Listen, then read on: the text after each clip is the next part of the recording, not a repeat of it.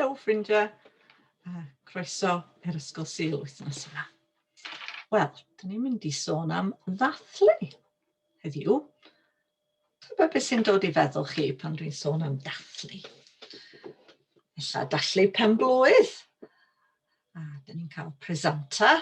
Yn eitha aml cael pethau neis i fwyta. Dathlu Nadolig. Mae hwnna'n hwyl yn dydy. Dyn ni gyd yn edrych ymlaen at hynny. Wrth gwrs, dyn ni'n cofio bod yn Dolig, dyn ni'n sôn am Iesu Grist yn cael ei eni yn babi bach, a ni'n cofio am y gŵr doeth yn dod â presenta. Ond y gwyl arall, rownd y cornel, gwyl arall sy'n pwysig iawn i ni yn y byd Cristnogaeth yn y capeli. Gwyl y Pasg. Be ydych chi'n feddwl amdano fo pan dwi'n deud Pasg? Chi'n meddwl am rhain? Wy Pasg. Ydych chi'n edrych ymlaen at cael bwyta rein ar Sul y Pasg. Pa'n gai fwyta cynta. Dathlu'r Pasg. Dyn ni'n mynd i sôn chydig bach mwy am stori'r Pasg heddiw. I dweud y gwir, pan ydych chi'n gwrando arno fo i ddechrau, di ddim yn swnio fel stori i ddathlu, cos mae'n stori eitha trist. Ond dwi'n mynd i deud i chi, os ydych chi'n gwrando yn ofalus, pam mae'n stori o newyddion da i ni gyd. Mae gen i dau stori, rili, ddeud i chi heddiw.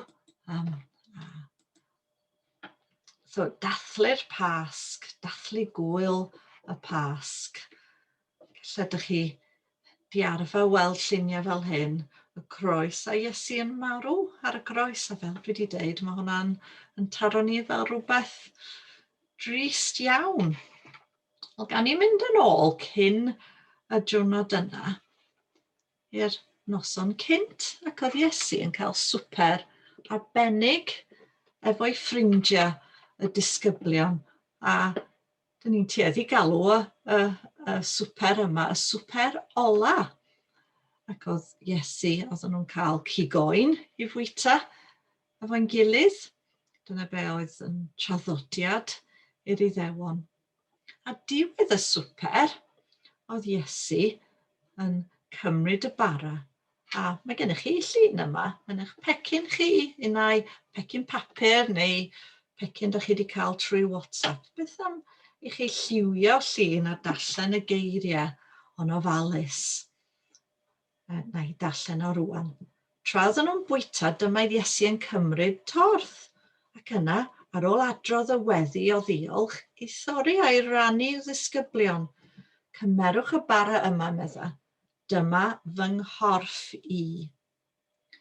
A wedyn, nath e cymryd cwpan o win a rhannu y gwin yn yr un ffordd, ac yn deud bob tro da chi'n bwyta bara ac yn yfed y gwin, cofiwch amdana i. A dyn ni'n mynd i ddod yn ôl at hynny wedyn. Mae'n bwysig iawn i ni.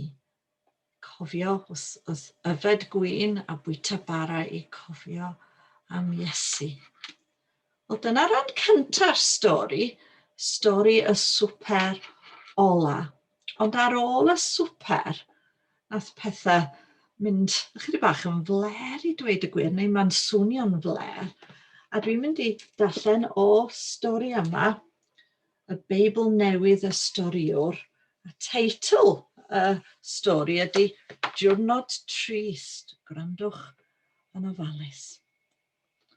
Pan oedd Iesu a'i ffrindiau wedi gorffen eu pryd ffarwel, cerddon nhw i ardd i weddio, a dyna lle y daeth gelynion Iesu o hyd iddo. Roedd gan y dynion ffagla a ffastannau a ffyn, roedden nhw'n frawychus. Ac yna yn y blaen roedd Judas a fu un o ffrindiau Iesu. Sleifiodd Judas at Iesu a'i cusanu ar ei foch. Dyma'r dyn rydych chi'n chwilio amdana, medde Judas, a restriwch ef. Edrychai Iesu yn drist iawn. Roedd ofn a ffrindiau Iesu. A rhan fwyaf ohonyn nhw yn rhedeg i ffwrdd. A dyma y milwyr yn gafal ar Iesu a'i lusgo o flaen yr arweinwyr crefyddol, y rhai oedd yn eiddigeddus ohono, parhaodd i brawf drwy nos. Mae'n deud y bydd o'n dinistra'n temel ni, meddai un dyn. Mae'n ddweud ei fod yn frenin, meddai un arall. Mae'n codi twrw ym mhob man, meddai pawb. Doedd hyn ddim yn wir, wrth gwrs, ond doedd hynny ddim yn gwneud unrhyw wahaniaeth oherwydd roedd yr arweinwyr eisoes wedi penderfynu roedd Iesu yn wahanol iddyn nhw. Na i ddim gwneud y hyn a fyna nhw, felly bydd rhaid i Iesu farw. Fe guro nhw Iesu, fe guro'n galed. Wedyn, fe aeth nhw a'i ddillad oddi arno. Roi hen fantell am ei ysgwydda a'i gwthio coron o ddraen ar ei ben. Wrth i'r gwaed lifo dros ei dalcen, dyma nhw'n galw enw arno a chwerthin ar ei ben. Felly rwyt ti'n meddwl dy fod ti'n frenin, medden nhw. Edrych arna ti nawr. Dwi'n mynd i ddangos ffilm rwan efo ran nesa y stori.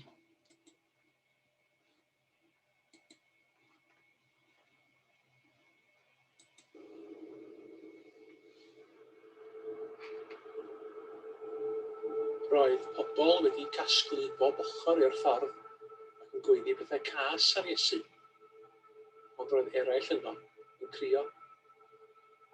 Aeth y milwyr a fo i fryn y benglog a'i hoelio ar groes. Bydd dau garcharor arall ar groesau hefyd, un bob ochr iddo. Uwch ben Iesu roedd arwydd, Iesu o Nasareth, brenin ar ei ddewon. Dyma un o'r carcharorion yn dechrau dweud bethau cas wrth Iesu. Roedden ni regi ac yn gweiddi, os ti yw mab Duw achub ni.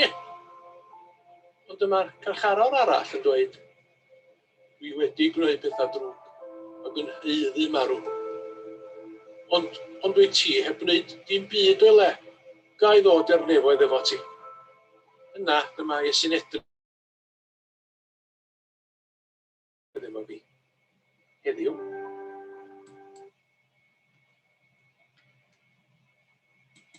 Fe geidi dod i'r nefoedd efo fi heddiw. Wel, mae hwnna'n swnio fel newyddion da i'r dyn yna oedd o'n marw wrth ymyl Iesu.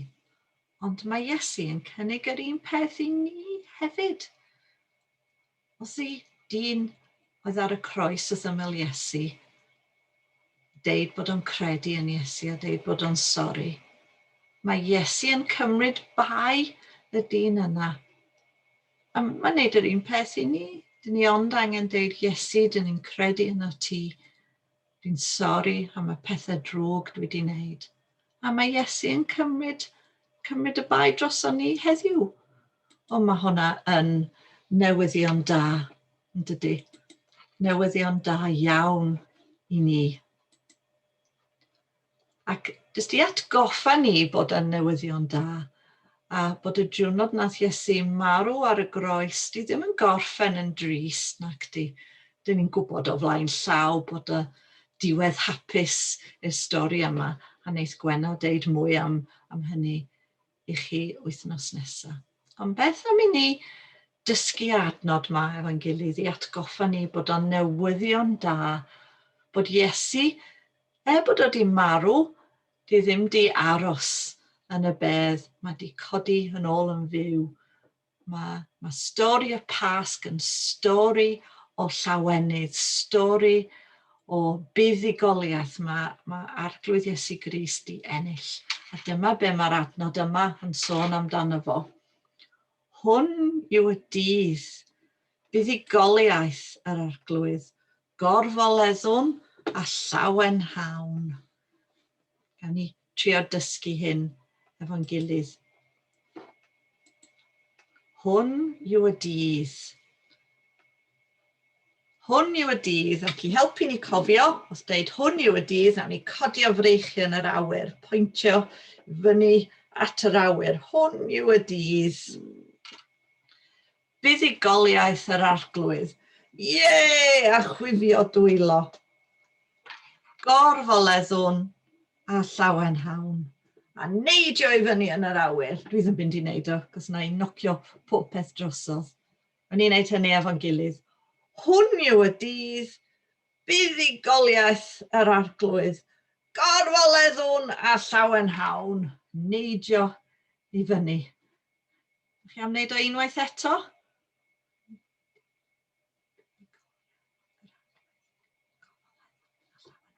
Chi wedi dysgu hi? Da iawn chi. Da iawn. O'n i yn ôl at y swper na. Bod o'n rhywbeth oedd Iesu yn wneud efo'i ffrindiau, noson cyn dydd Gwener y Groglith, y diwrnod nath Iesu farw. Gwybod os ydych chi wedi sylwi, yn aml iawn yn capel, dyn ni'n sôn am y stori yma, a ella ydych chi wedi weld mam a dad neu nain a taid yn cael cwpan bach o sydd a dan bach o fara. Ac y rheswm dyn ni'n wneud hynny ydy mwyn i ni cael dathlu bod Iesu wedi marw a wedi dod yn ôl yn fyw. A ydych chi'n cofio geiriau nath Iesu deud wrth ei ffrindiau wrth y bwrdd, bob tro ydych chi'n bwyta'r bara ac yn yfed y gwin, cofiwch amdana fi. A dyna'n union beth dyn ni'n wneud bob tro. Dyn ni'n cael cymyn yn capel, dyn ni'n cofio am Iesu, dyn ni'n dathlu bod Iesu wedi marw yn ein lle ni. Da iawn. Mae'n stori mor bwysig bod y stori y Pasg, a mae gennym ni lot o pethau wythnos yma i helpu chi cofio stori. Oedd o'n llun i liwio efo geiriau o'r Swper Olaf. Ac y peth nesaf i wneud ydy pos yma, lle ydych chi'n trio copïo y llun yma efo y 3 croes. Ydych chi'n cofio o stori Iesu yn mawr ar un croes a y dynion ar y rei eraill. Ac yr un yma oedd Iesu yn deud, gewch chi dod i'r nefoedd efo fi heddiw. Y newyddion da sy'n ar gael i'r dyn yna, ond ar gael i ni heddiw. So trio copïo y llun fesul sgwâr i wneud llun chi, yr union yr un peth a llun ar y chwith. A wedyn, beth yn defnyddio Lego i trio wneud model o stori yma? Gewch chi wneud croes, neu ella gewch chi wneud y bwrdd a bobl yn eistedd rownd y bwrdd. A mae yna rhywbeth arall i chi wneud. Dyn ni'n cadw chi'n brysur wythnos yma. Ar ôl i Iesu marw, oedden nhw'n cymryd i gorff lawr o'r groes a mynd â fo i'r bedd. A beth am i chi creu y bedd efo potbloda a pridd a rhyw trei a fedrwch chi arddirno fo. A cofio wythnos nesaf mi fyddwn ni'n sôn am y bedd yn wag bod Iesu wedi dod yn ôl yn fyw. Ac un peth arall i chi wneud, chwilau'r a sbïa y geiriau yma. Maen nhw i gyd i wneud efo storiau dyn ni wedi clywed heddiw. Y disgyblion rownd y bwrdd, so chwiliwch am y gair disgyblion yn y bocs yma. Bradychu, dyna gair mawr. Ydych chi'n cofio Judas oedd un o ffrindiau Iesu a di troi yn gelyn i Iesu a di dod a di roi sws iddo fo a wedyn oedd y milwyr di dod i'r di-arestio fo. Maen nhw'n bwyta, maen nhw'n cael gwledd, maen nhw'n torri bara, maen nhw'n yfed y gwin, maen nhw'n cael swper efo'i gilydd. A wrth i chi wneud y gweithgaredd yma, cofiwch am y stori. A gawn ni gorffen trwy deud gweddi efo'n gilydd. Annwyl da'r nefol. Diolch bod stori'r Pasg yn newyddion da ac yn arwydd o gymaint ti'n ein caru ni. Diolch Iesu am gymryd y gosb, am o'r holl pethau drwg dwi wedi wneud. os i ti farw ar y groes. Diolch Iesu am ddod yn ôl yn fyw a curo marwolaeth a phechod. Diolch bod ti'n fyw heddiw am bod ni'n cael bod yn ffrind i ti am byth dim ond yn ei credu yna ti.